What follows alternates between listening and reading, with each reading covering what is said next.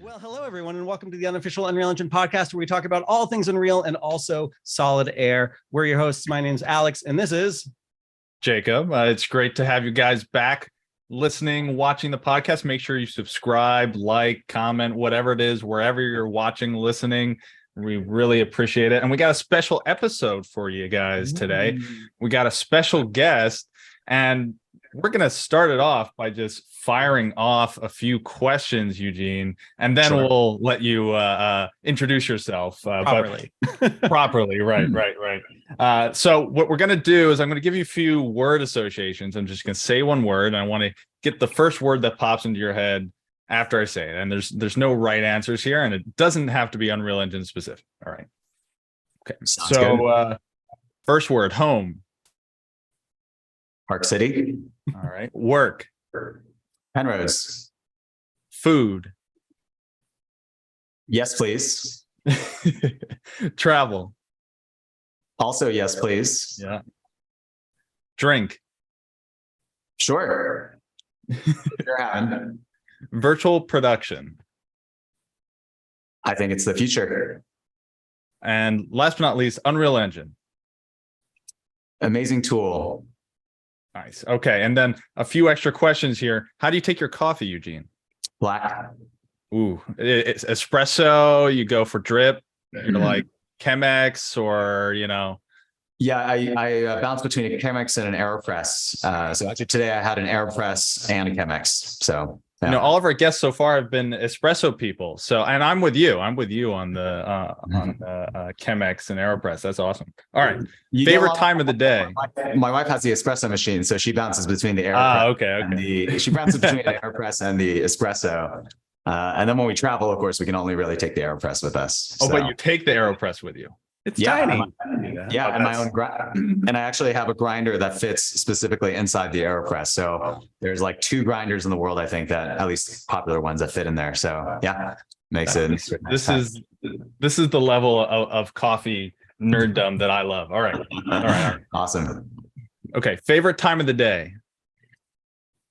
I think it depends on the day. I don't have a specific favorite time. I mean, right in the mornings, early in the mornings are good. I wake up. Are you one of those people who can wake up at like 4 a.m. and jump right into the day? I typically just kind of wake up when, I think getting in a good cycle is good. But, when I used to live in San Francisco, I'd say I love the cold mornings and I didn't like the cold evenings. That's what that was my feelings about. That's a very good poetic. Yeah. All right. And then when was the last time you had a really good laugh? Like what was the joke? Or situation. That's a great question. I don't. Oh, you know what? I was reading Don Quixote recently, and it's a hilarious book. Really funny. I was kind of reading it, laughing out loud in bed, and my wife was like, "What are you laughing at?" Right? Looking at my Kindle. Yeah, Don Quixote.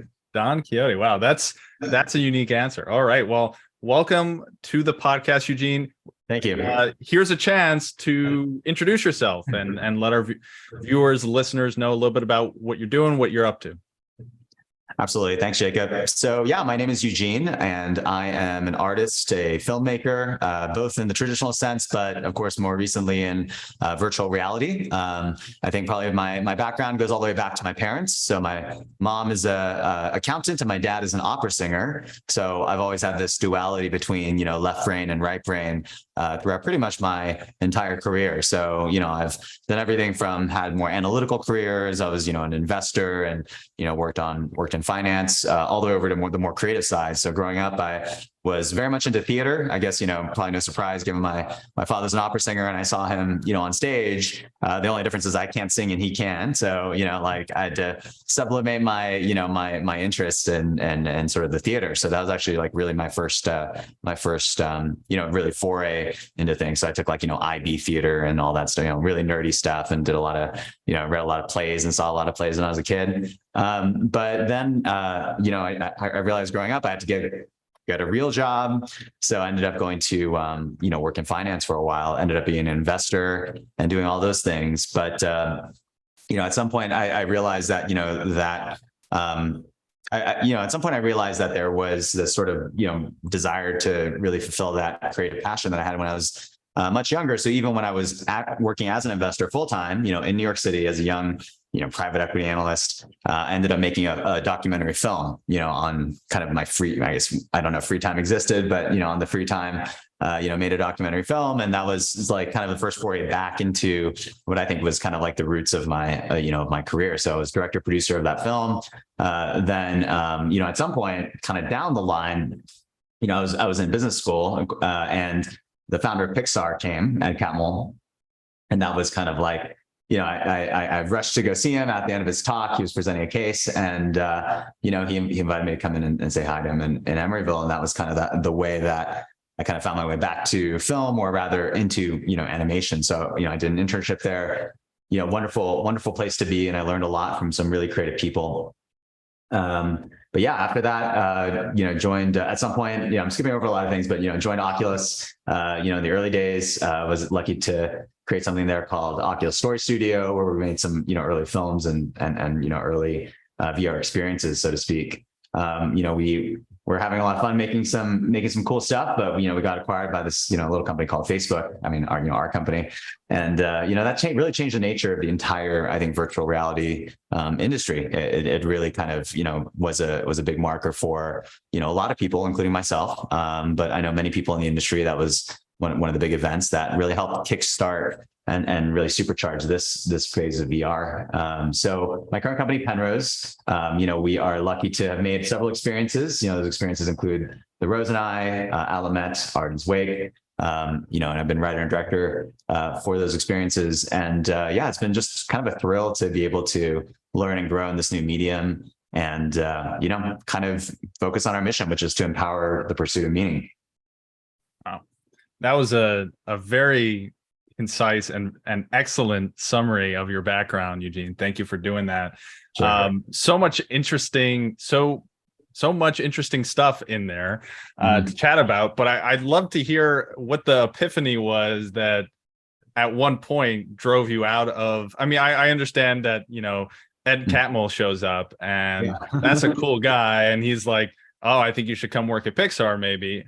But what was the moment where you convinced yourself, hey, I don't know if this finance thing is for me.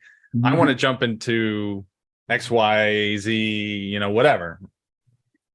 Yeah, it's a great question. I think everything we do in life kind of, stays with us. So, I mean, I would say there's a lot of my job now that actually involves finance, right? Like, or rather things I learned in finance. In fact, maybe more so on a day-to-day basis than the things I learned in film school and in theater, studying theater.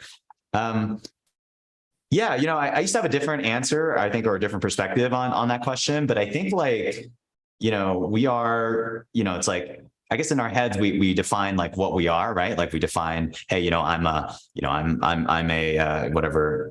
professor at a law school, right? Or I'm this or I'm that. And I think that's one way to think about it, right? And a lot of people do define themselves that way, but I don't really think I define myself in that way from a practical perspective, right? Meaning like all the things that I do, which is really what defines a person, right? Not what they say they do, but what they actually do day to day. And I mean, even to this day, right? I mean, I still have to think about, more on the personal side, like how to invest and how to, allocate assets and things like that, as well as on the corporate side, how to do that as well. So, I think it's been a slow epiphany to directly answer your question over years that I'm not just a film director, right? Like, I'm not just a writer of scenarios, right? Which for some time I thought that that's what I had to only be. But if I think about the day to day and all those things that I do, it's like, I mean, I actually use quite a lot of skills from, the finance world. I was even just yesterday, like, doing some, asset balancing, so to speak, right? You know what I mean? So you still use all those skills, you keep them up kind of. It's an ongoing process is what you're saying. Yeah, I think so. I mean, I still, I'm lucky that, things that I've chosen to invest in, sometimes, they bear fruit over the course of, maybe 10 plus years. That's one of the funny things about being an investor, right? I mean, all of us, if we have something to put somewhere, right? Whether we decide to just put it in the bank and get whatever the interest rate is there, or we put it in, like the S&P 500, like we all practice that skill to some degree, or many people practice that skill. I know not everyone is lucky to practice that, so I'm aware of that. But it's like, it's a weird skill to think about, right? Because that was my profession for a while, being an investor. And for a lot of investments, especially when the venture capital side or the startup side, you don't know for maybe 8+ years whether your investment is good, right? So, if you wanted to learn to be a chef, you can kind of learn that night. Did I make a good, chicken pot pie? Did I make a good dessert? It's kind of not true for an investor, right? Like my investments actually, just came to fruition after 10 years, right? For example. And for 10 years, you just didn't know what was going to happen, right? So how do you build that skill? People say it's always better to be lucky than good. But yeah, I think that's a skill that all of us to some degree practice, whether consciously or not. I think I'm lucky that I was trained professionally. So, I have some amount of conscious, effort put into that. So yeah. And there's also investing time, right? You can invest more than dollars in anything, right? Including things like startups, or if you're looking to make your own experiences, time is another component, right? Time is everything, right? Yeah. Eugene, when I went on your podcast, Compound Witness, everyone check it out. Awesome show. We discussed a little bit some of these similarities as well. When I was in architecture school, I thought about how long it takes for a building to get constructed versus like theater and drama can move at a much faster pace. So usually around this part in the show, we'd start to ask people about their background in Unreal Engine. But in your case, I'd like to broaden that a little bit more. And especially because your background is so, like, you didn't start out just being like, I'm an artist who loves to paint, and then I thought I'd turn that art into 3D models. I'd love to hear a little bit more about making your way into the world of digital art, storytelling with 3D, and then eventually how that makes its way into VR. And then maybe along the way, especially with your newer work, how Unreal Engine has started to play a role in that. Yeah, I think it's a great question. So thanks for kind of framing it that way, Alex. I think the broader way to think about it is, as a writer director of, stories, at the end of the day, I think it's like very similar, that core aspect, right? Despite the tools that we're using to make these experiences, the actual, what is it that I do for these experiences? I mean, the experiences we make are short. They're short. They're not cheap, but they're short, right? I mean, they're no Pixar film, right? Pixar is, $1 million a minute. At least it was back 10 years ago, not more. So like 100-minute film is like $100 million, right? I mean, these are all rough numbers that are probably no longer accurate, right? But animation is very expensive, right? And all those things. But if you go back to like, what does a director writer do, right? I mean, at the end of the day, these short films that we made, like I took a pen, my favorite pen and paper, and sit in a cafe, as cliche as that sounds, like, in San Francisco, writing. And I had to do this on the weekends because, actually having to manage and stuff during the week, it was really hard to get that kind of extra time, right? So a lot of that writing was just, on my own, on the weekend time, which is ironic. It's my job, but I still have to carve out time outside to be able to do that. But then I'm really lucky that, a lot of after, you do the writing and all that, you go into these rooms and you spend a lot of time. And this is what I was lucky to observe at places like Pixar, but also in other places where, you'll sit around for hours and talk about how do we make the story better, right? Like, so, Alfred Hitchcock said that, a movie is the script, and the script, right? And I fully agree with that. Like, just as a practitioner, I think that what I was really lucky to see was, I'll give another example. My short time at Pixar, I was amazed that, the story team there, they would spend years making their story better and better, and they'd make a scene better and better, right? And these would be just, like scratches on a piece of paper, right? Like, be like pencil scratches on a paper. What's amazing is, the early movies, right? We all think of like, at least, the golden age of Pixar, we think of like, they're all so great, right? Like Wall-E, Up, Ratatouille, and you think like they just kind of came out of someone's brain like that. Ratatouille took something like 8 years to make, right? And they had to change like the team and all that. People are fond of saying, and I think it's true, that initially, like, these great movies that we see suck. Like they're really bad in the beginning, and you can see how bad they are. They're not like trying to be fake humble, right? You look at the early storyboards and they're bad, right? But through effort, through time, and through iteration, they become great, right? They become art. And, that's just the whole 99% perspiration, right? 1% inspiration, 99% perspiration. And yeah, so I remember finally when I saw just these pencil scratches and I saw like a full scene, right? Like that you might see in a movie like an Up or Ratatouille. And it's like, I don't even need to see it animated, right? Like just like the scratch audio, you know, not even, and it's beautiful, right? Like this piece of paper that you like this piece of paper with scratches on it, not even good drawing, right? And you're just like, and then that's when it clicked to me that I realized like all this technology is great. And like, I know we're about to talk about and sing the praises of some of these technologies, but honestly, like what I learned was, you know, it's great to do that. It attracts people into seeing it, but it doesn't make your film any better or worse, right? Your film was better or worse based on the script in the beginning. And, you know, and then your execution, of course, of that matters. I'm not saying that all these jobs don't matter, but that's really, I think, the core, right? You get a good script and, you know, it can be in any medium, any format, and it's going to be incredible. So, yeah. Sure. Yeah. Anyway, that didn't answer your digital thing, but I learned that in an environment of digital stuff. But I did learn that the value of digital, you know, having good stuff that looks pretty on screens or whatever, and now in virtual environments, it does matter. I think a lot from a marketing perspective, right? People see pretty things and they want to go see it, but you know, they won't continue to see it unless it's good in its core. So yeah. So let's keep walking through this. So you come from a world like that, you see how great storytelling can be when it's digital, but at that point, it's still primarily flat. So how, when you have the opportunities to start putting this into virtual reality, how did you start to think of the advantages that that medium could offer you? Yeah, that's a great question. I mean, I was just blown away by VR, right? In the early days. I mean, you know, in 2000, this iteration of VR, I mean, I had my Virtual Boys and all that, just like a lot of other VR nerds. But back in 2000, I want to say 13. Yeah, I think it was 13. Yeah, you know, like, you know, the CEO of Oculus taking me through, like, you know, effectively the precursor to, you know, some of these amazing new VR technologies that we now see today. And it was just like seeing, you know, a box floating in the air, right? Just seeing a mirror of you, right? Where all you are is like, you know, like a wooden, like a sphere or something, right? With like maybe two balls for quote eyes. And yeah, I was amazed. I mean, I was just absolutely amazed. And it struck me, and I still think it's true, that these are going to be the next, you know, platforms that we see, or these are the precursors to the next platforms that will dominate, right? Like, we're not going to be, in however many years, I don't know how many of those years there will be, we're not going to be looking at these flat screens. We will be looking at some kind of spatial computing device, some kind of XR device, I guess, as we call it now. You know, I felt that all the way back then, I guess 10 years ago, and I still feel that way. Again, I don't know what the timescales are.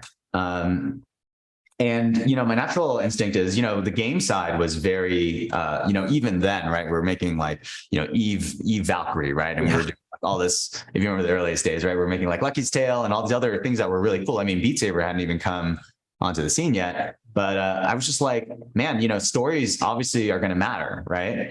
And I still think that they're going to matter, even though I'd say that, you know, the market for them has grown a little bit differently than games. But yeah, I mean, it was just kind of this vision. I was just like, man, it's just, to me, very obvious, and to me still very obvious. And that was something that I wanted to make a reality. And I guess I was lucky enough to be in a position where I was able to do that. Yeah. Mm-hmm. So how has your, I guess, perception or opinion of the kind of content that maybe not you or folks you know, but in general in the VR space, how's your perception of the VR space and its content changed over the past few years now, since you've kind of been, you know, you've been iterating on this? Yeah, well, I mean, you know, I think I'm happy to spend a lot of time talking about my work, but I think your question is kind of focused on other people's work. And if I were to just be very blunt, and I'm not shy about this, outside of, you know, my work, which I'm happy to talk at length about, I personally think the best, and this is you know, just a me opinion, it's definitely not a Penrose opinion or anything, but, you know, a Eugene opinion, is that I think the best thing in VR so far has been was created in 2016 by, you know, a team of like 3-4 people in the Czech Republic, and it's called Beat Saber. Right. And I don't think we've gotten greater than that yet. In terms of, yeah. You won't get much pushback from me on that point. That's for sure. I mean, Beat Saber is a great game. There's no doubt about it, and very well made for the medium. Yes, absolutely. I mean, it's so simple, but the simplicity, I think, is what plays well to it. I mean, it's one of those things where during the pandemic, my wife they close the ski slopes here in Park City, and that's what we use as our exercise. I'll go like 20 minutes to like kind of like go to yoga or Pilates classes, right? But we had these VR headsets lying around, and she just picked them up, and she became from nothing to expert plus on Beat Saber because that was the way to work out, right? So yeah, it's and it's not even that it's for working out. I think it's just an incredible experience, right? Like it makes so much sense. It's not only Beat Saber. I mean, I'm just an authentic, VR fan, right? So I play, I played at Half-Life Alyx. I played a lot of Echo Arena, made me pretty sick. Played a lot of Rec Room. I do a lot of VR chat. I mean, you name your thing. The one unfortunate thing with me in VR is that since the earliest days, I get very sick, motion sick in VR, like extremely motion sick. Yeah. So back in the Oculus days, the funny thing was, like the CEO and me were two of the people who got the most sick. So they would into these big meetings, they'd be like, oh yeah, test it on Eugene, right? Test it. So, the racing game on Eugene. Of course, there'd be days in the early days of Oculus where I would just be lying flat on the floor or something.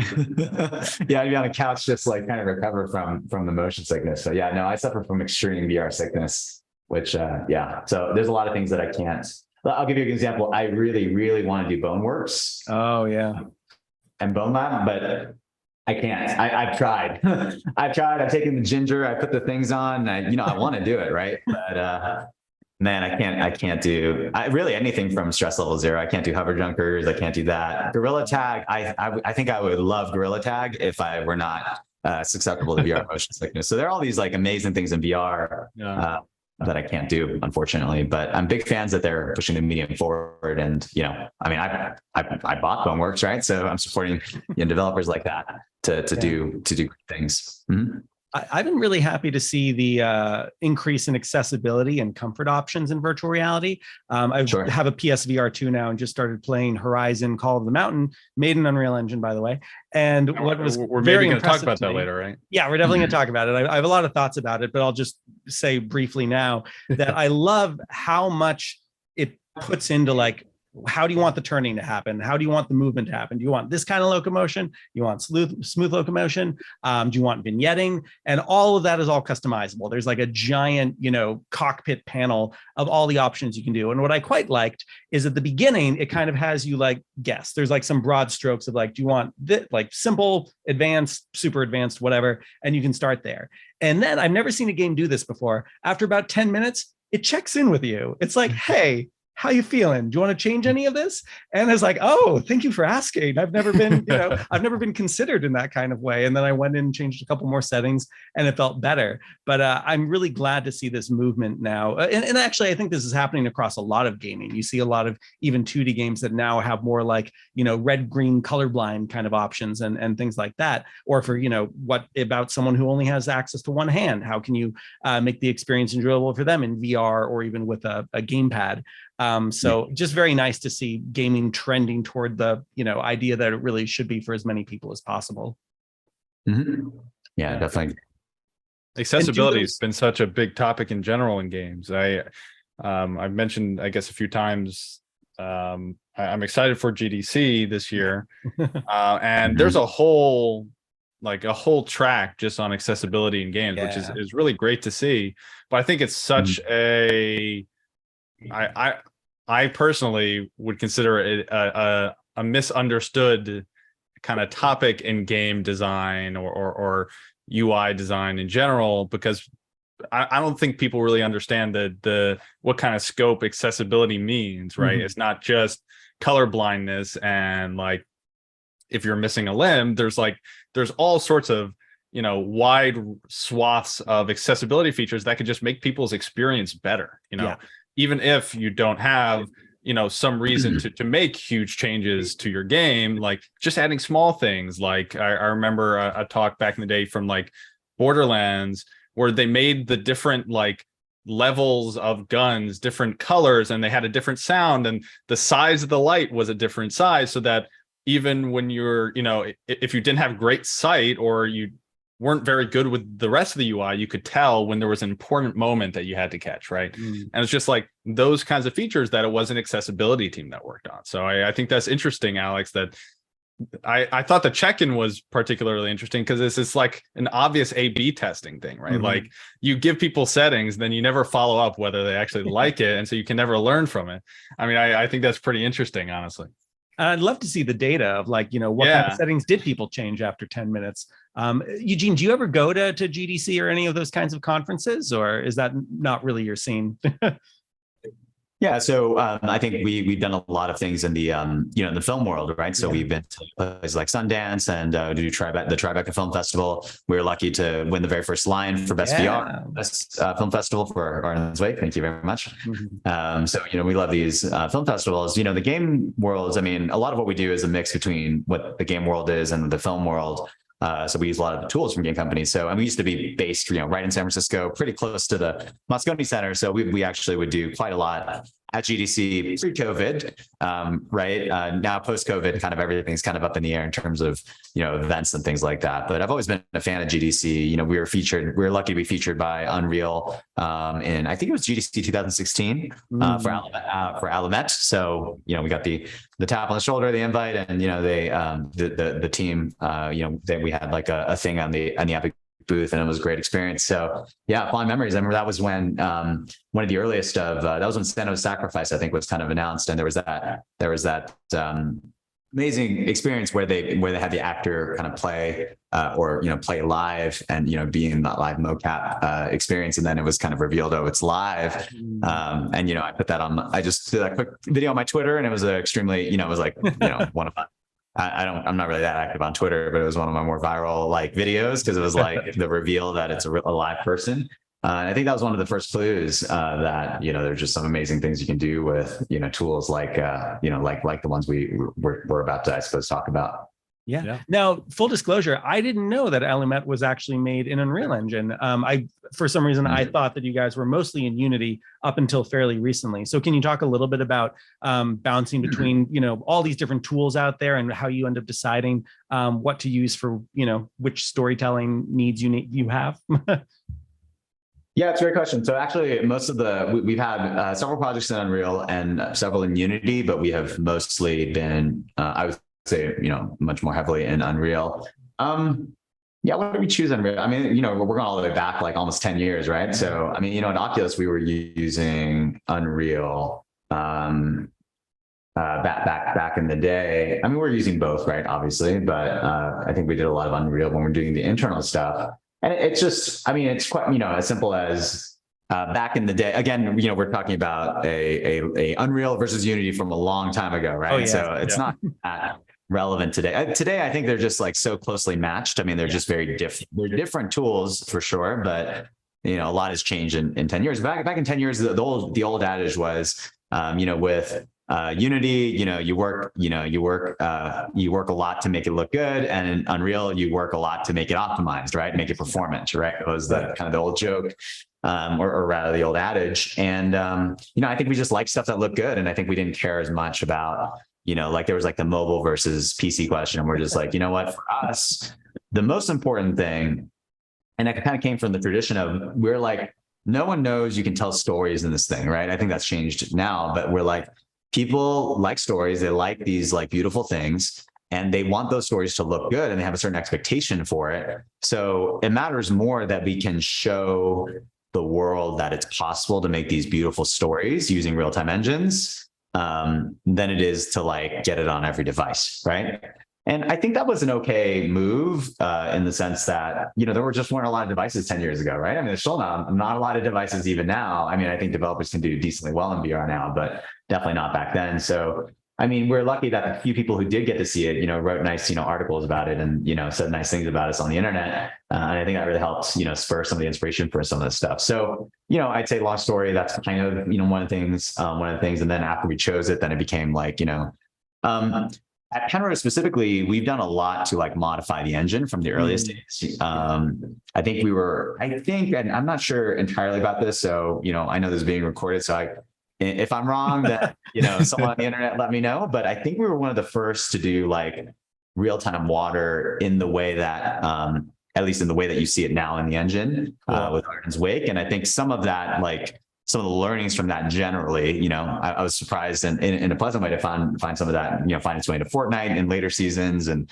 when there was like the big water season and stuff like that. So I think we're very proud of our involvement with like really going in and like making big changes to the source code in the engine.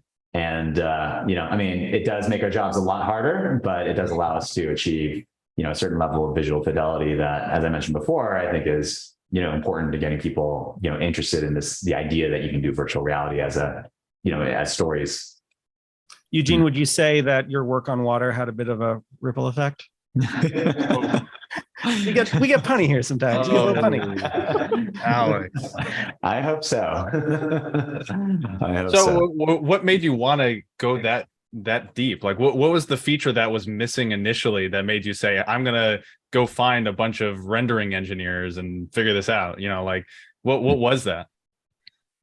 Yeah, it's maybe more of an accident of history, of the sense that we're lucky to have some talented people, and I think they saw that as a challenge, right? I mean, good people, what they like to do is not only get compensated well. I mean, that's part of it, but what they're really motivated by is like hard and interesting problems, right?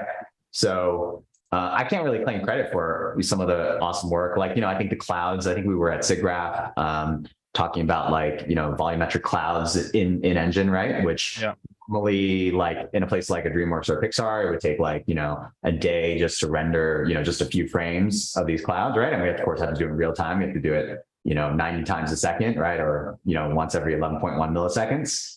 I think I'm just lucky to have, they're great people and they like these problems. It's like, hey, we're going to do a cloud city. And, in my head, I'm just imagining like little blocks or clouds where they're like, oh, we're going to do volumetric clouds that have never been done before in real time, and then get invited to these fancy talks about it. Right. So anyway, that's perhaps happy accidents. I think you just get talented people together, like good things happen. I think maybe is the right, maybe the right, lesson. And, that was not back in the old days when we weren't just on these, screens here, right? Like, I think there's a big difference between people who are in real rooms, getting together and talking about how to make things better. And I definitely still miss that. And I think I still think that the biggest companies are going to be the ones that have more in-person time. Like in the next 10 years, where I look back and say, hey, the ones that really focus on that important person stuff are those going to be the startups that make a big difference, in my view. Yeah. Very interesting. Yeah. So what are the things inside of, we kind of just spoke about the things your team jumped on to change because they wanted to take the torch, right? What are the things that you've just gladly accepted, recently in Unreal? Because there's been so many, Alex and I, we spent a full episode just talking about, the 5.1 release, for example, and just how many features that they packed into it. Yeah. What is your approach to, I guess, evaluating new features for your project? So what catches your eye when you see, a feature release? Is it a specific rendering feature, or is it just like a quality of life thing? Is it what is it that's kind of fascinating to you now? I mean, so much, right? I mean, the kind of developments that have happened are so incredible, but, kind of talking about maybe general philosophies, I think we made our lives very hard by making these big engine changes, right? Yeah. So like, whether it was like trying to make some special thing for ARKit or, we've just gone through so many of these sagas. And, one of our more recent projects, which is not announced, we for example, made an engine change to 4.2.6, but it was something required. We had to change like something in the server code just to get it to work. And it was actually, acknowledged by people that it was, something that needed to be fixed. But then downloading that, it's like tens of gigabytes, if not more. And then you got to compile the new engine. And then sometimes it doesn't compile on someone else's machine and you're not there to help them to figure out how to compile it, or, you don't have an engine. Anyway, so long story short, I'm more excited. Like the one issue is, if you are, we have done the thing where we get excited about new features. So from like 4.2.6, then it's like, oh my goodness, let's look at 4.2.7 and now look at 5 and 5.1, right? And then, but a lot of game companies, what they have to do is what we do is like lock engine, right? You lock engine and you might be locked on an engine version for years, right? For the project. So That's a long way to say. I think that the more responsible thing to do is kind of lock engines, because every time you upgrade, as you know, I mean, even Alex and I talked about in the last one, right? You upgrade from 5 to 5.1, and things break, and you got to go in there. I imagine going from 4G6 to 4G7 to then 5 and beyond on a gigantic project with lots of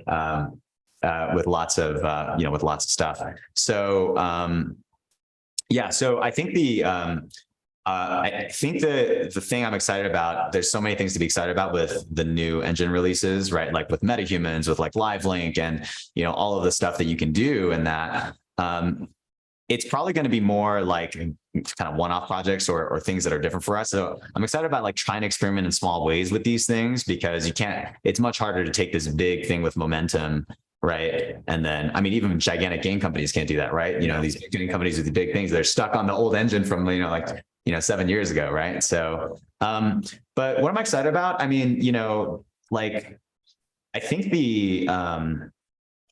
I think some of the advancements in the last few years, I'm excited about this for years, but like some of the things you can do with virtual productions, some of the things that small teams or even just an individual can do with things like MetaHumans, right? Things like an iPhone just capturing, your face. I mean, we've done some experimentations with that. Getting a Quest Pro and, getting in there and doing a podcast. I'm really excited about, where is this going to go? I mean, of course, I'm a VR nerd, a VR supporter, and I love the metaverse and all those things. So, like I'm really excited about what kinds of things these can do with like virtual production and eventually what I think can be, like the beginnings of a new art form for storytelling, right? A brand new art form for storytelling. And we're just like at the early stages of figuring out the language of that, even now, many, many years into, this version of VR. So, yeah.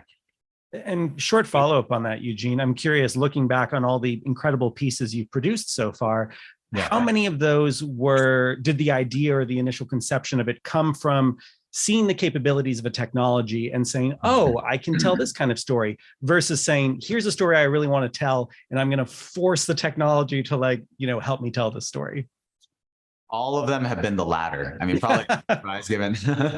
I've never thought about, I mean, in the creation of the story, you think about, the medium, because the medium's different. If you're going to tell something on the stage versus telling something in the cinema, you're going to have to tell it slightly differently. But yeah, no, and it probably explains why we've done things like wrangled the engine, to try to do what we wanted to do, right? We're just constantly make the world, like what we want it to be. But yeah, no, entirely based on story I want to tell. Nothing I mean, it's intertwined. So, right. So like, Alamet, we thought of as like a cloud city. And like, I was always thought from the beginning, like you can be in the cloud city, but yeah, pretty much everything's been about, story first. And I think that, I think that's an important foundation for us. Yeah. Mm-hmm. Love it. Cool. So I want to keep diving as much into Eugene's backstory as possible, because it's amazing and fascinating. And I think he has so many lessons to teach us about investment and how to take your passions and bring them into, fulfilling fields and leading a team of super technical people. But I also wanted to spend some time today just geeking out about some video games, because that's something we've wanted to do for a little bit of time. And I think we'd love to just dive in a little bit about everything from, games that we get excited about, things we have critiques about. We can talk about the narrative of some of them, but I thought it'd be fun to have like a little segment here where it's like, let's talk about some games made in Unreal Engine and what we think about them. Sure. Jacob, for example, I know you're one of those people who jumped right into trying out Hogwarts Legacy. How's that been so far? That's made in Unreal Engine. Yeah. I mean, I messaged Alex last week because I started Hogwarts Legacy. So the backstory is I have very little free time during the week. So what happens is I get to the weekend and I say, all right, I'm going to force myself to just take a break and do something, right? And so usually that's listening to music, whatever it is. But more recently, I've been playing a few games that I wanted to catch up on. So I played through the God of War series that I loved. It was really an incredible franchise. And definitely can't recommend that game series enough. Really great.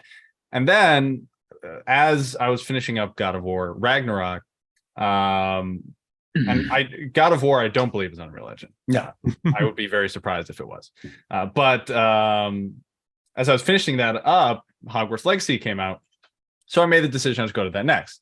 And so I finished God of War, and then I load up Hogwarts Legacy, and I'm playing on PS5. And I downloaded it. And I'm like, wow, this looks terrible.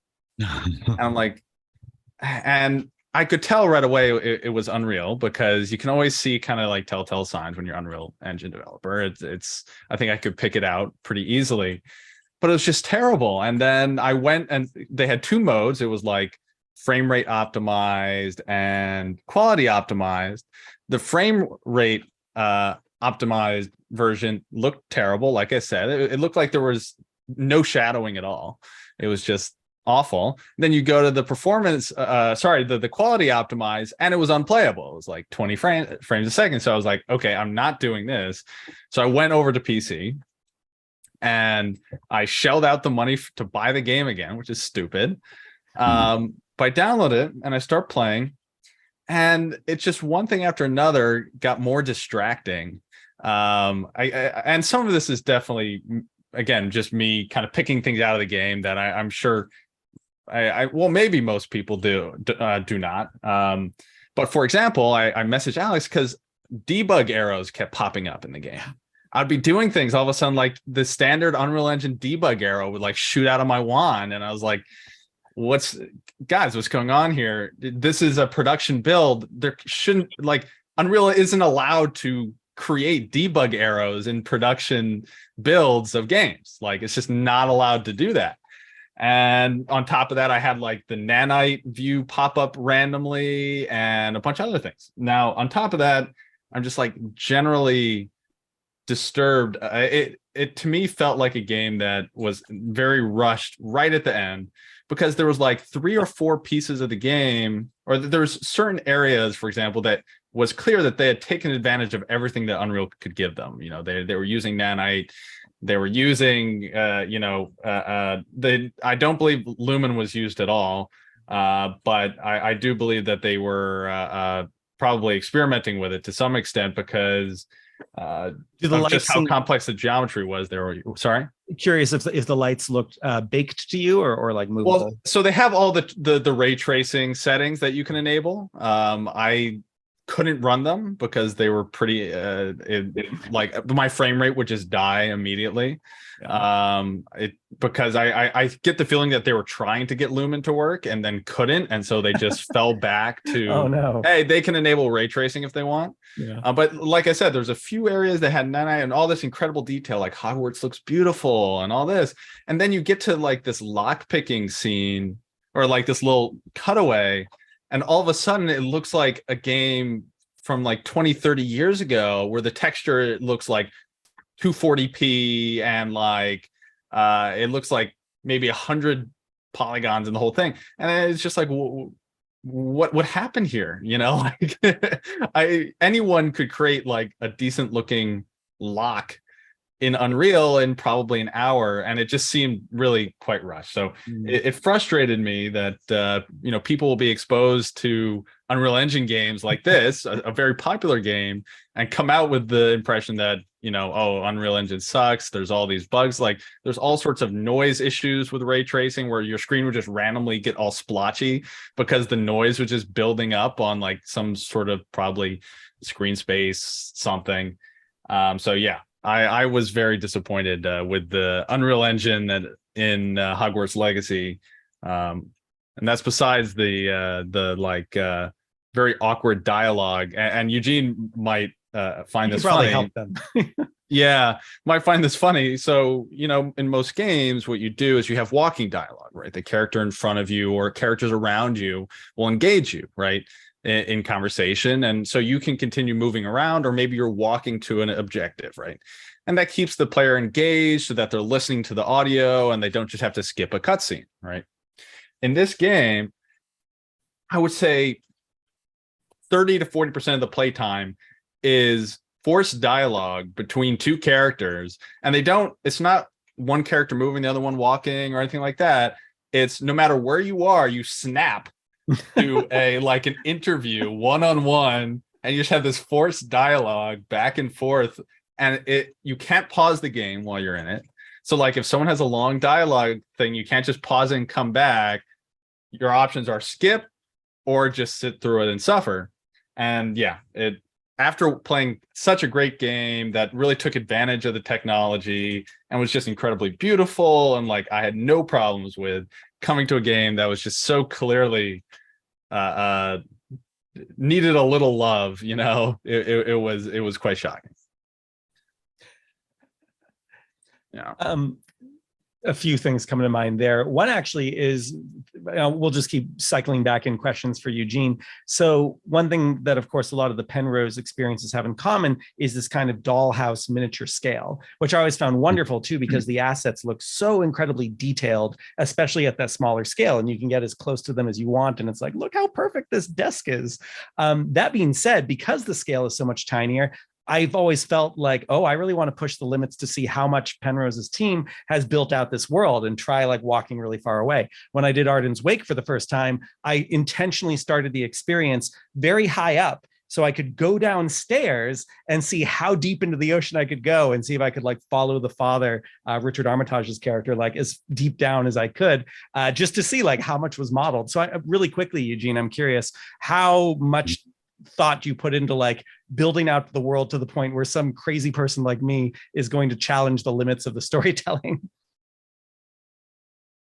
Yeah, it's a great question, and it kind of dovetails into what Jacob said about the game, in the sense of like, as developers, it's like, you wish you did so much right after the fact. So I can only imagine what it must be like for really any developer. But to answer your question, Alex, directly, yeah, we if it was up to me, like everything in that world would be like built out and detailed, right? I mean, there's little things you might have noticed, like actually, I think our CG supervisor's like dog is in the bathroom, right? And there's like little nooks and crannies and stuff everywhere. But to be performant, to be able to run at 90 FPS on old hardware on like a 1080, right?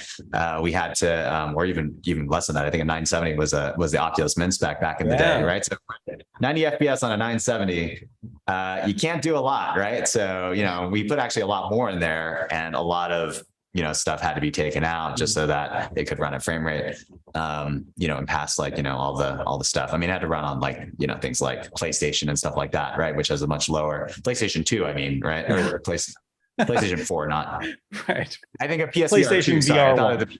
PlayStation 4. Yeah, it would be impressive if you could run something on a PlayStation 2. That would be pretty cool. Yeah, that would make my childhood fantasies really come alive, wouldn't it? So. Nice. Yeah, but I think the future is like fully immersive world. I mean, with I think clever tricks, being able to load things, on the fly. I mean, there's been a lot of magic, like asynchronous space warp, right? Like that's a real thing. Yeah, I think we'll get to a world where we can, I mean, even just like going through Cyberpunk or even just GTA, like there's just some, or just Fortnite, right? I mean, speaking of an Unreal game, I think one of my favorite Unreal games is actually Fortnite. Personally, just on a pure personal basis. Yeah, there's just these incredible worlds that you can create, and you can just create every detail. And it's going to get to the point where you're just going to be able to simulate everything you want to simulate, right? But that day is not today, but it will come eventually. Yeah, I think. Yeah, it is quite.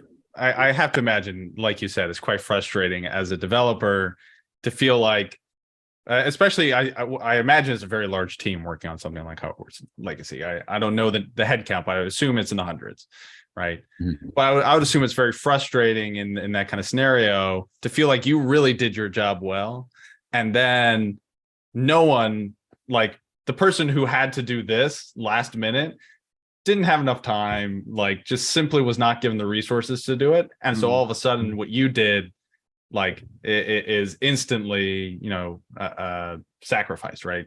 And I remember there were similar conversations around games like, like Cyberpunk and Skyrim and all these other games that came out and people said, oh, it's too soon, it's so buggy, I can't play it. And it goes in this whole thing. So Eugene, what is, and I guess people talk about this a lot in pretty much any creative application. Like, what is the point when you say it's done, it's ready? Yeah. Like, how do you make that decision with your projects? It's a good question. I think the way that, we and I make those decisions is very different than I think what I probably perceive is optimal. So maybe I'll talk about both of those, right?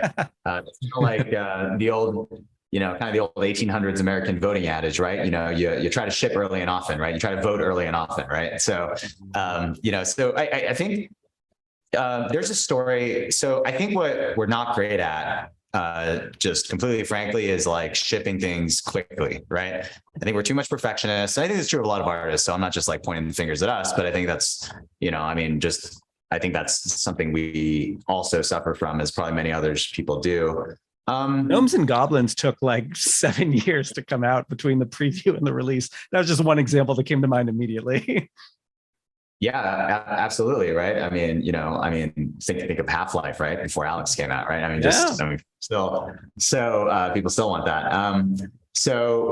Yeah, I think, Doom, right? I think of Doom Eternal or whatever, right? So, I think there's that old adage, my opinions on this has changed. So before, I think I really thought we had to be like really perfect, right? And I still think we do.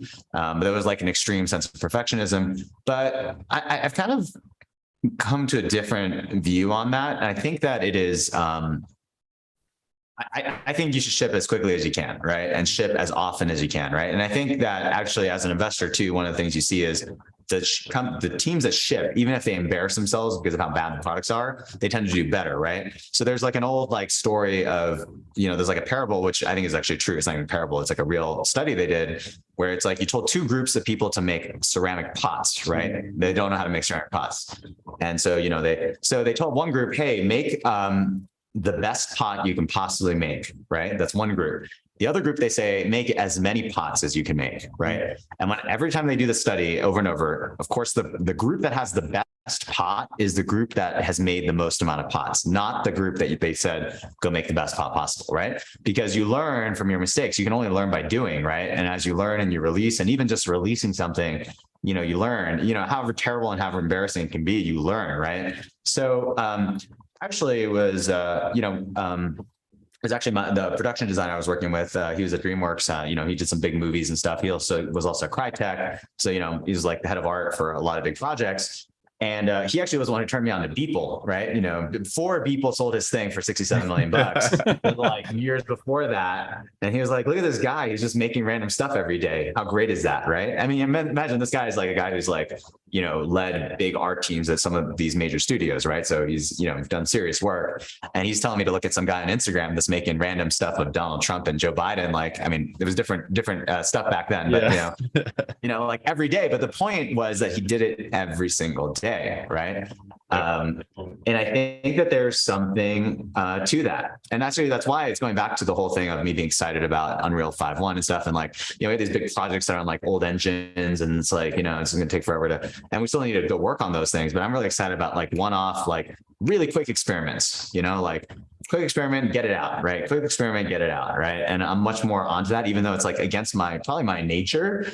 I think it's what's going to make, us better at being artists, is just getting stuff out there, right? Yeah. So it's like, we could have just like a small little team here just doing whatever, right? Like it doesn't matter what it is, just get it out there and sure, get made fun of. I mean, you bring up these things. I mean, like No Man's Sky, right? Cyberpunk. These are things that were reviled, and yet some of them, of course, are just bad and they go down to oblivion. But I mean, some of these are actually some of the most played games still, of their vintage, right? And there's no such thing as bad press, I guess is what they say. But sometimes you kind of believe it when you see like how much people hated No Man's Sky, right? And, upon its release, how much Cyberpunk was reviled, right? I mean, it's almost now the open world standard and by many people's, book. So yeah, I think just ship early and often, right? It's like, if I could ship something every day, I think that would probably make us better. It would probably make me better as an artist if I literally just devoted to, it's just kind of hard to do that, but I think that's actually the right call, almost every day at least, right? Yeah. Maybe every week, as often as you can, right? Right. The quantity thing is definitely tricky, especially for something more complex like a game or a story. But I'm curious, let me pose this question to you, Eugene. What would you say is the closest equivalent to ship early and shift often in the world of storytelling? Because I think I have an answer, but I want to hear yours.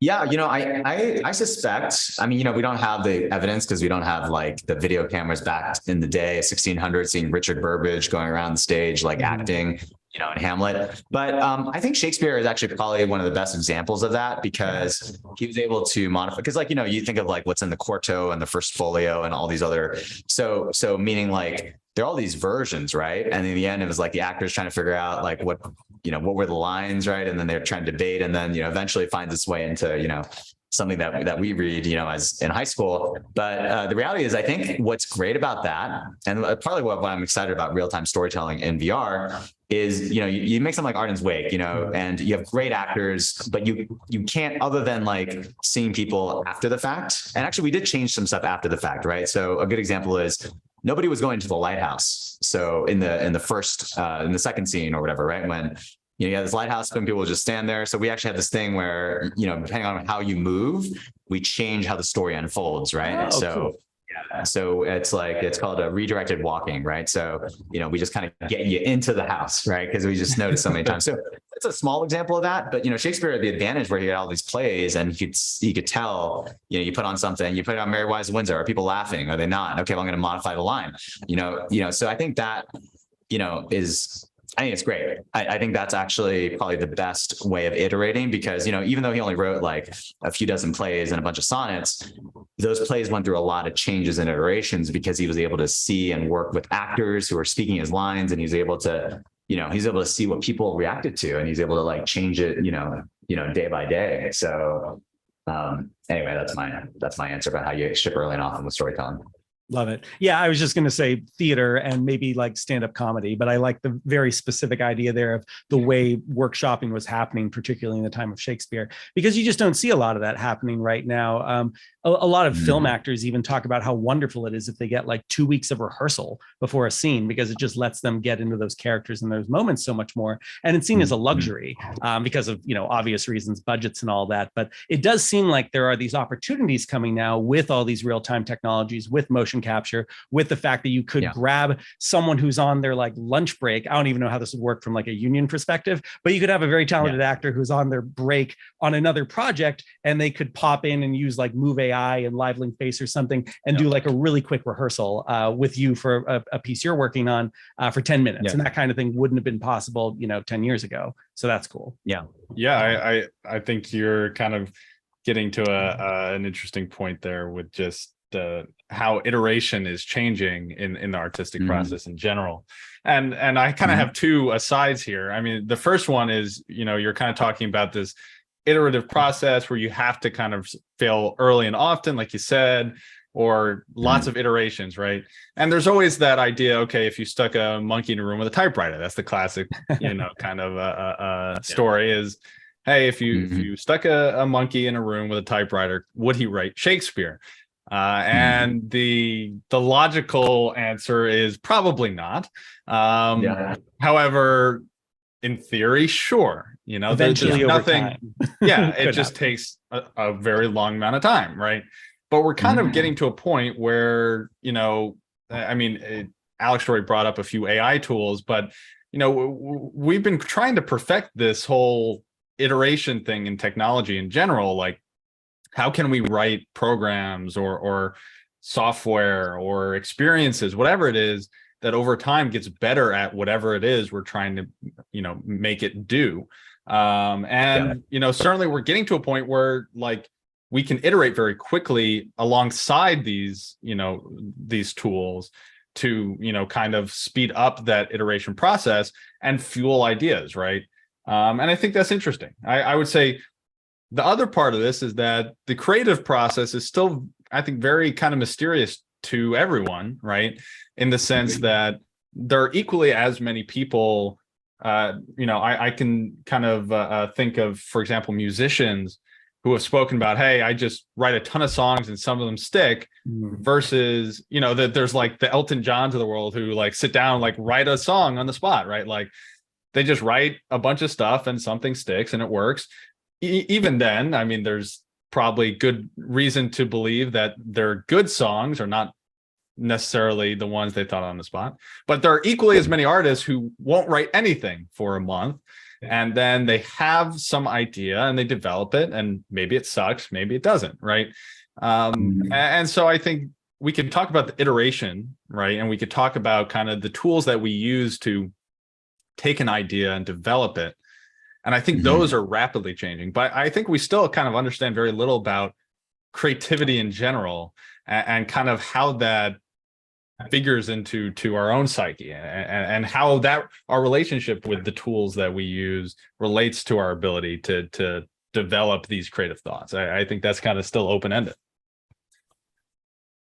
Eugene, are you, I think it's George R. R. Martin who talks about writers who are gardeners, who kind of like foster an idea and kind of see what it becomes. And then there's the architects that like have a very strong structure and are trying to execute that with a level of precision. How would you define yourself if you had to be somewhere on that spectrum?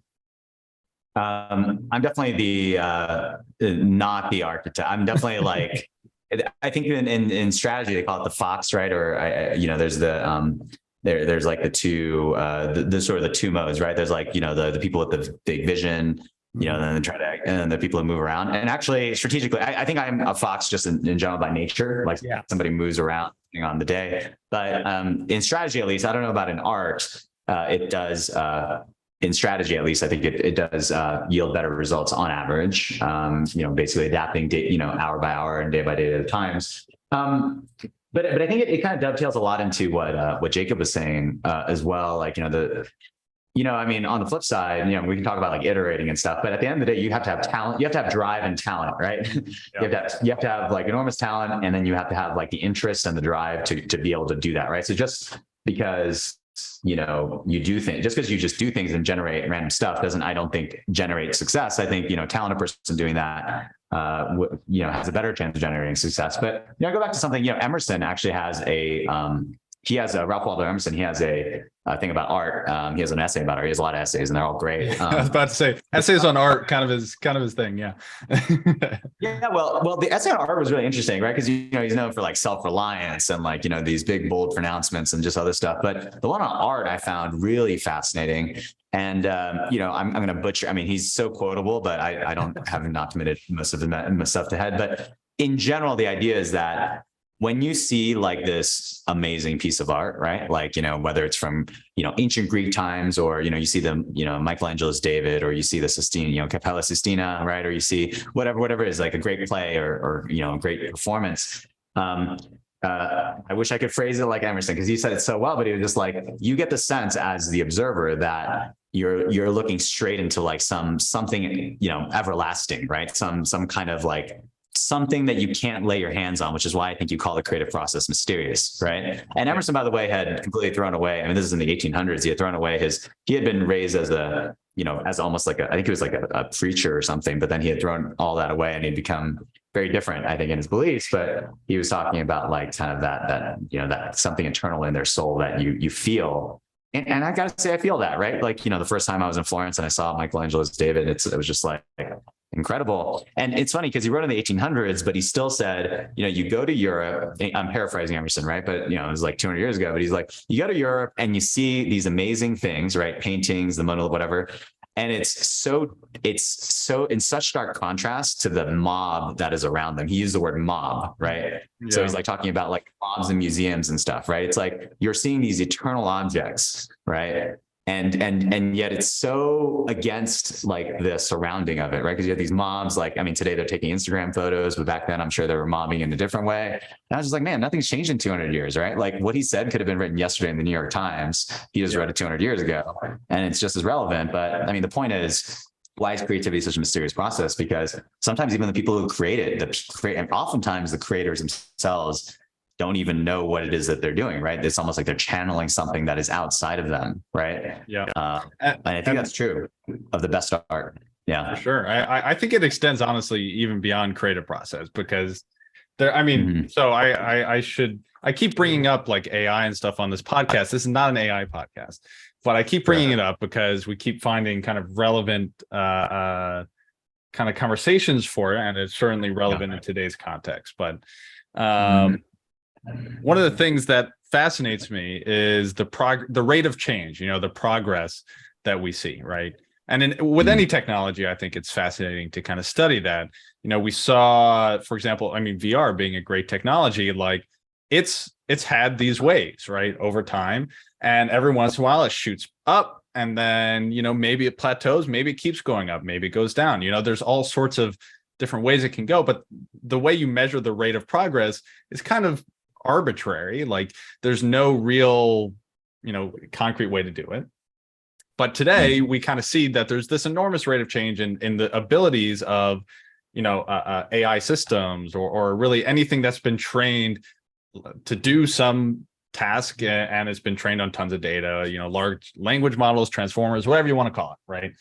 But what I think is fascinating is that the real research that's going on inside of a lot of the communities around AI, and this I'm going to give credit and maybe a shout out to Stella from Eleuther AI, who is the I guess, I don't know, CEO, the director of Eleuther AI, which is a kind of online group of research scientists. I guess they're a real business now. So they're a company that runs inside a Discord that does research into AI. And she gave a talk, and it was all about kind of like trying to understand the ways that AI learn, not really what the outcomes were. Like the outcomes were clear, like we're going up and to the right, right? But like the way it learns is still totally a mystery to some extent. And so she was talking about all these different methods of how, okay, let's say we introduce bias at some point. When does that bias become irreversible with things like gender pronouns and all sorts of things that are highly relevant, right? And it was still such a big question mark. So it becomes clear to me, at least to some extent, that we're going to get to a point where, this rate of change reaches some level that we might call general intelligence, whatever that is, whatever your definition. I don't claim to know what that is, right? But we're going to get to that point and still have very little understanding of the fundamental thing that we're creating, right? Like we spent generations studying philosophy and, talking about things like art and the creative process and architecture and technology and all these things. And then we're going to end up back in the same place, right? We're going to be able to recreate this thing and not really understand what it is that makes it work. I think that's fascinating in the context of this conversation, because, we're talking about things like creative process and how we develop ideas and the technology we use to develop those ideas. And I think there's really still, there's no right answer as to how, what, or why. It's like we do it because we love doing it. The way we do it has changed, but like overall, we still don't really understand what it is that kind of like makes all this happen. And I find that fascinating. Completely agree. You're doing a lot of cool stuff with AI, Eugene. Do you want to talk about any of that? Sure, I'm happy to.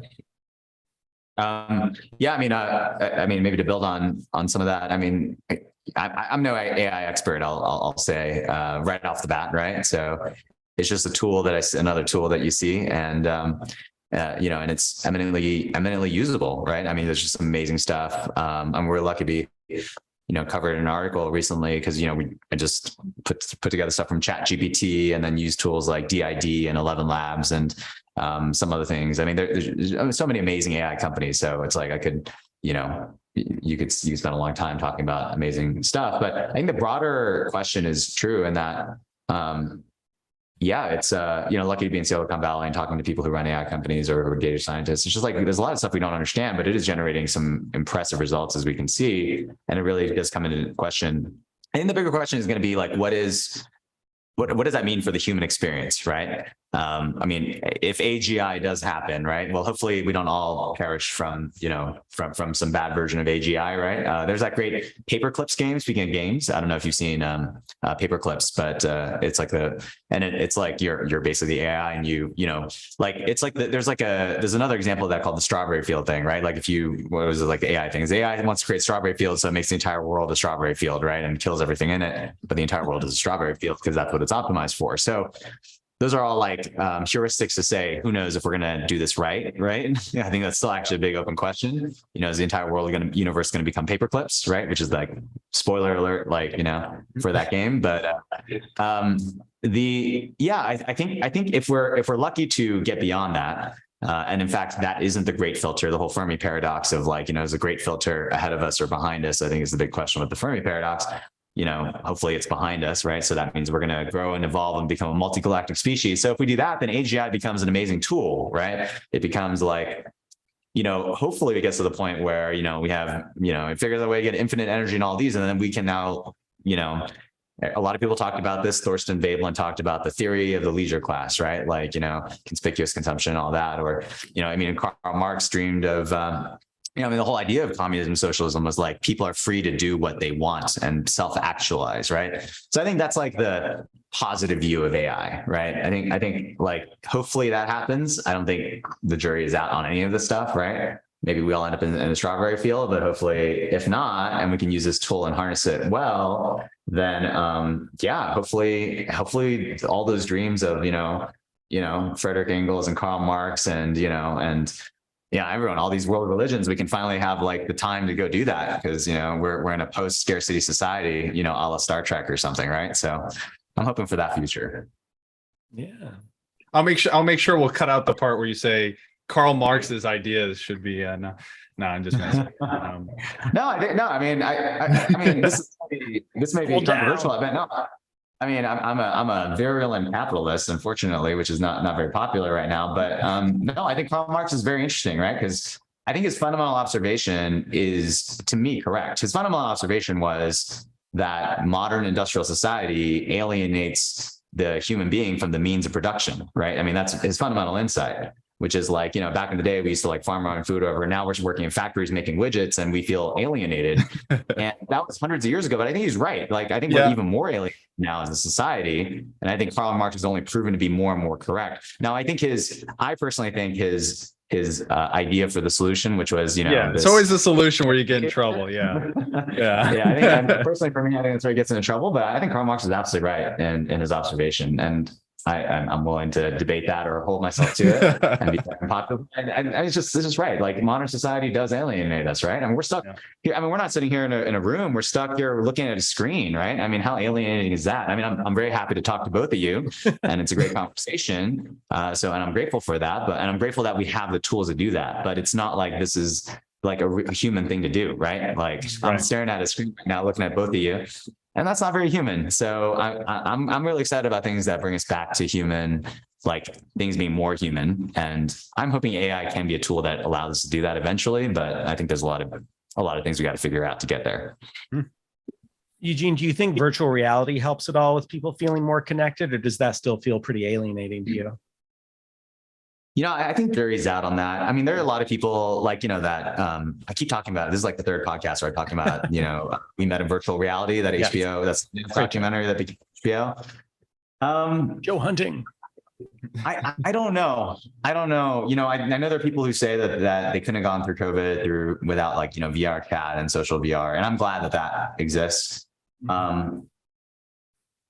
I think VR is amazing, right? I mean, I love virtual reality and I think it's an amazing tool. I don't know.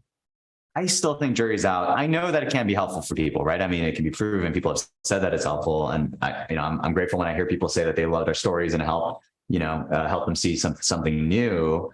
As an overall technology, I don't know, because it's kind of an extension of, a lot of things that are just trending in digital and video games and stuff. And, I like video games, right? I'm a big video game fan, but I don't know if they make humans better, right? Like, I don't know if these phones we have make us, better at life overall. I mean, that's a much bigger question, but, I always say when people say, horrible things about VR, they're like, oh, but VR can be so bad and people are stuck. And I'm always like, the line is, and I think it's true, is like, well, any tool humans make can be bad, right? Like fire, you can cook a meal, that's good. You can burn down a house, that's bad, right? So it's how you use it. But I'm just worried that humans are not responsible enough to use a tool as powerful as VR for good, which it can be, right? I mean, VR absolutely can be used for good, and it has.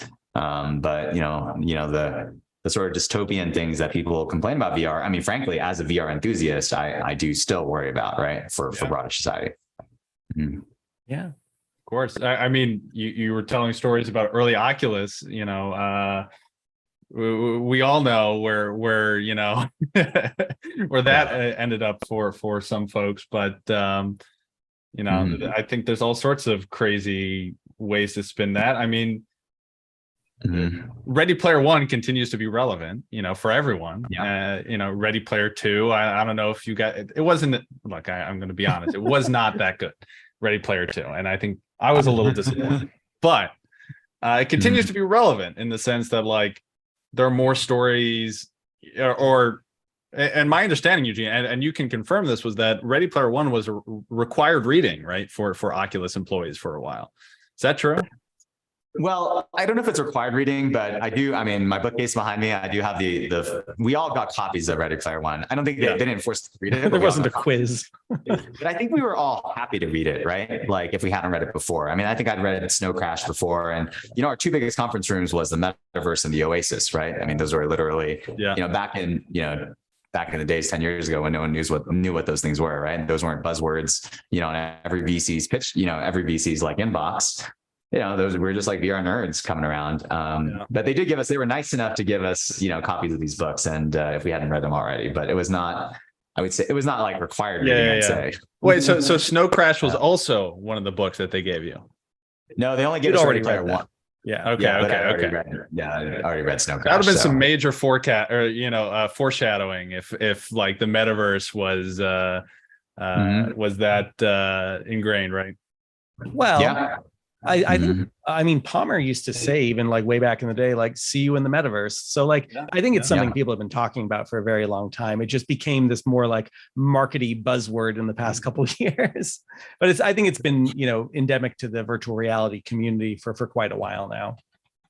Yeah, it's only just blown up in the last year or so when Meta decided to change its name. But yeah, actually Penrose's first tweet. I was happy to pull this up. April 2015. The first tweet from Penrose at Penrose Studios. If you go all the way down, if you doom scroll, is about the metaverse, right? So really? Plain old 2015. Yeah, I remember when metaverse got popular. Like I showed that to some of our supporters, and I was just like, yeah, I mean, nothing new for us, but I'm glad the world's slowly waking up to all this stuff. And I think that's a good thing, right? I'm not parading that around saying, oh, we did great. It was just more that I was glad. Like that first tweet was supposed to be very obscure and no one's supposed to understand it. Yeah. It was the whole point of that. And now people could understand it, right? So anyway. I think a lot of us felt that way with that. Yeah.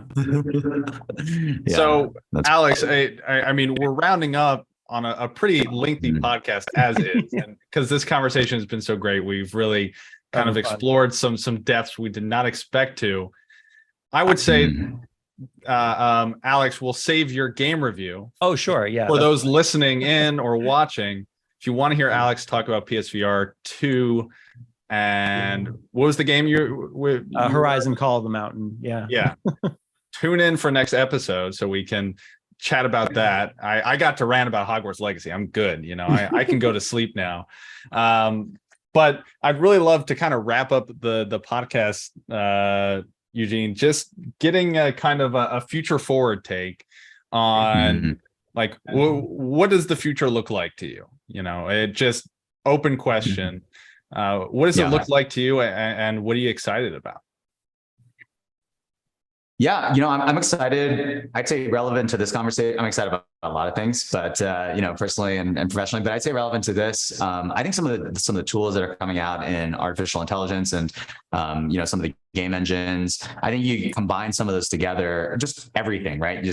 And I think what is it? I think Alex talked about an embarrassment of riches, right? Of just all the things that are going to be available. And I think that's what it's going to do. I mean, all these things is hard to predict. I think we're going to have a lot of unintended consequences, but I think overall, there's going to be so many things that we can't even begin to understand, like how the world's going to change, right? I think there's going to be massive disruptions across everything. I mean, ChatGPT right now, from what I hear, everyone in Hollywood, for example, talking about storytelling is like figuring out how is this going to impact our business, right? You know what I mean? Like as a writer, as a director, as an artist, like I think about it. I think it's an awesome tool to use, but it undoubtedly will cause gigantic disruption. So I think we're going to see, who knows what's going to happen in the world? I mean, there's all kinds of crazy things happening, but as it relates to technology, I think we're going to see some, incredible things happen, unexpected things happen. I think it's going to be a gigantic disruption for some of the biggest players in the world. And I think very few people see the freight train that's coming. I think people feel now that there's some kind of freight train somewhere. They have no idea what rail it's on, or whether it's a flying freight train, or it's coming down from Mars, or whether it's from a movie freight screen. Yeah, exactly. Exactly. The nature of it, I think, is very undefined, and I certainly don't have a crystal ball, but I'm excited to see it. I'm excited to be alive to be able to see what's going to happen. Very cool. Really exciting. Eugene, where can people find you? And also, are there any things coming up that you want to plug? Yeah, I mean, you can find me on at EYC on Twitter. I mean, though I'm not very active, but I've been on there a long time lurker, I guess. But I'm kidding. I don't even use it that much. Yeah, we've got a lot of cool stuff. I'm excited to share. I'm excited to have this convo, and I can't wait to see what kinds of things we're going to do in the coming months, the coming year. It's going to be great. Are there any events that you'll be at if someone actually wants that very special FaceTime with you? That's a great question. I think I'm slated to be in maybe in places around the world. So yeah, I might be in Europe. I will definitely be in Europe in the coming times, but where exactly, I don't know yet. GDC, maybe. I think I'm excited. GDC is kind of, the bigger thing I'd say just overall, not talking about the events I'm going to be at, is I'm excited the events are back, right? Yeah. Sundance after years was back, right? It was like 3 years out. Had not been, it was like 3 years since we had been to an in-person, and it's just so great. And I love that we can do that. So I'm excited about things like GDC, not necessarily GDC, but I think it's going to be great. I'm excited to see people's faces again, people excited to be doing things in person. It's going to be awesome. Well, last year was my very first GDC, and I was totally overwhelmed by it. And everyone's like, it's kind of empty. Like, there's really no one here. And I was like, oh, there's so much going on. So it is nice to have those kinds of events where these communities can come together, and there can be all these gatherings of people and exciting things. Quick shout out to remind everyone, I will be at South by Southwest. I'll also be at the Poly WebXR Awards in New York City this coming Sunday. So I hope to see some of our listeners and cool people within all these incredible fields that we're discussing today to chat in some quality FaceTime with. Jacob, are you going to be anywhere soon? Well, GDC, as we said. Besides that, I got work to do, man. I want to also. I had a few shout outs earlier on, and we're going to link those hopefully in our description. Do you guys have any shout outs to other people you want to mention on the podcast here real quick? So yeah, Eugene, typically we end every episode by just giving a cool, hey, someone made this cool thing in Unreal Engine, but I want you to feel free to shout out anything, a game, a book, a movie, anything where you're more people should know about this cool thing.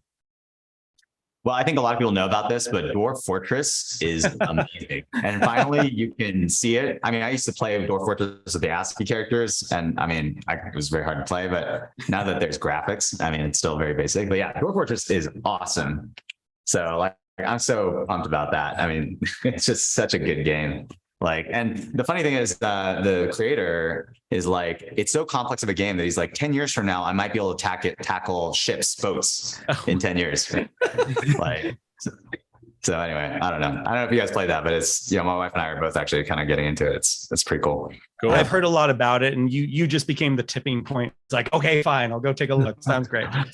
Yeah, it's more accessible than ever now that there's actual graphics, not just ASCII characters. Yeah, man. Jacob, any additional shout outs from you? No, I don't think so.